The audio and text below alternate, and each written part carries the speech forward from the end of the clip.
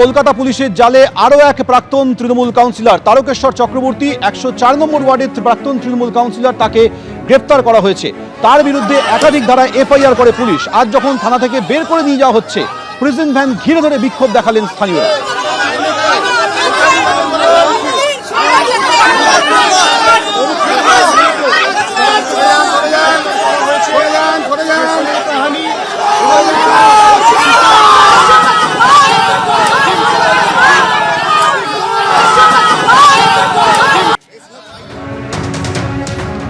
সরাসরি কথা বলবো, হিন্দল দে আমাদের সঙ্গে রয়েছে। হিন্দল, এই প্রাক্তন তৃণমূল কাউন্সিলরের বিরুদ্ধে কি অভিযোগ দায়ের হয়েছে? বিজেপি কর্মী থেকে সাধারণ মানুষ কি বলছেন?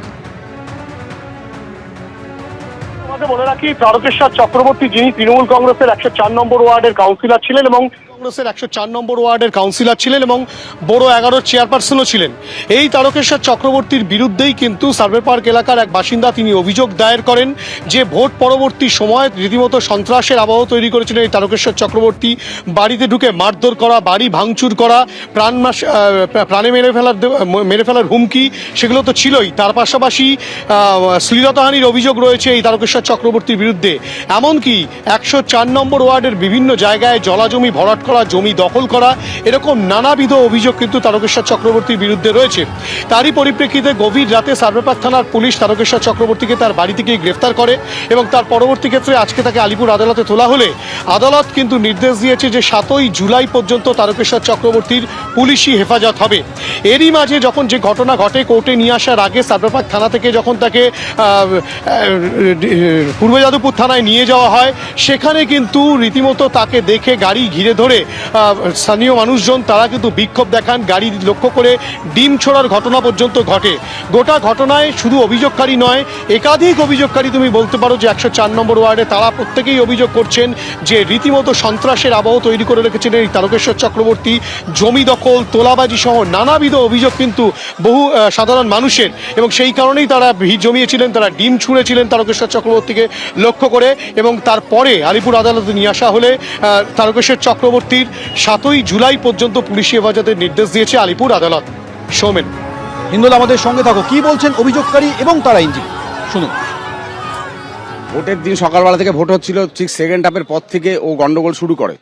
আমার বাড়িতে 400-500 লোক ঘিরে ফেলে চারিদিক থেকে, গিয়ে বাড়ির সামনে অথচ্ছাদা ত্রাস করে, বাড়ি ভেঙে ঢুকে 10 জন মতন সঙ্গে নিয়ে তারকবাবু দরজা ভেঙে ঘরে ঢোকেন এবং মানে সাংঘাতিক অত্যাচার এবং লুটপাট চালায়। করার হুমকি অব্দি দিয়ে যায় আমার বউকে যে পেলে ওকে খুন করে দেবো।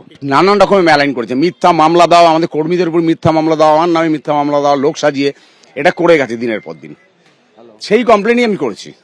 এতদিন এই কমপ্লেন করতে পারেননি কেন? এতদিন করিনি কেন? কমপ্লেন করার মতো অবশ্যই কমপ্লেন করবো। এটা এর সাথে যুক্ত সব শুদ্ধ ছিল, মানে ইনক্লুডিং মমতা ব্যানার্জি যুক্ত ছিল। যখন বুঝতে পেরেছি আমি কমপ্লেন করে আমি কি মরবো এখানে দাঁড়িয়ে, আমার ফ্যামিলি নিয়ে আমি করবোটা কি?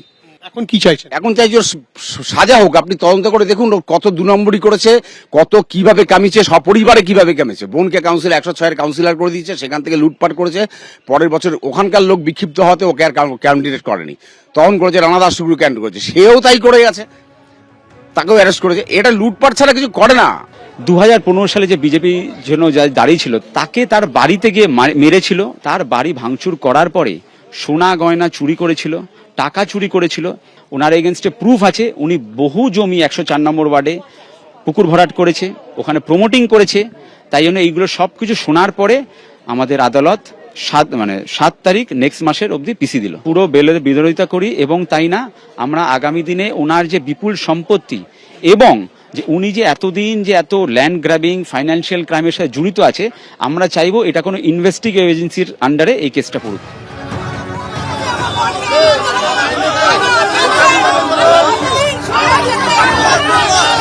104 নম্বর ওয়ার্ডে প্রাক্তন তৃণমূল কাউন্সিলর তারকেশ্বর চক্রবর্তীকে গ্রেপ্তার করা হয়েছে ভোট পরবর্তী অশান্তি, শ্লীলতাহানি সহ একাধিক অভিযোগে।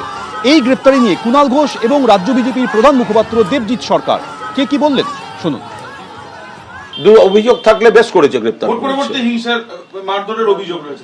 এখন যিনি তারকেশ্বর চক্রবর্তী উনি বা ওনার আইনজীবীরা বিষয়টা বলতে পারবেন, আমি তো দেখতে যাইনি, আমি বলতে পারবো না। তবে এই ধরনের গ্রেফতার বহু ক্ষেত্রে ভিত্তিহীন অভিযোগে বা শুধুমাত্র প্রতিহিংসা পরায়ণ হিসেবে যাতে না হয় সেটাও দেখতে হবে। কেউ একটা কিছু বলে দিল, এখন সঙ্গে সঙ্গে তাকে অ্যারেস্ট করে নিয়ে যাওয়া, এটাও তো ঠিক হচ্ছে না।